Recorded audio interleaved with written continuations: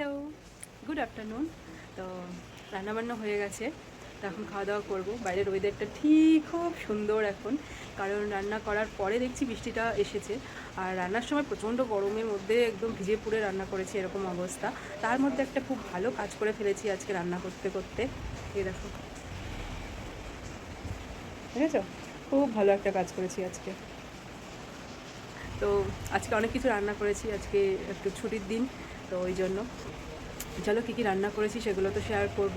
আর খাওয়া দাওয়াটাও করে নিই, অনেক বেলা হয়ে গেছে, ছুটির দিন মানে অনেক কাজ থাকে। তো যাই হোক, এখন একটু মানে স্বস্তিভাবে খাওয়া দাওয়াটা করা যাবে, যে বৃষ্টিটা হয়েছে জন্য। চলো।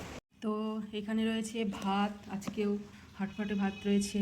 আর এখানে রয়েছে মাছের ঝাল বা ঝোল, শাক ভাজা, শুক্তো, এখানে রয়েছে ডাল আম দিয়ে, আর রয়েছে গন্ধরাজ লেবু, আর হচ্ছে এখানে পাকা আম। গরমকালে এখন আম তো খেতেই হবে। এখানে হিমসাগর পাকা আম রয়েছে।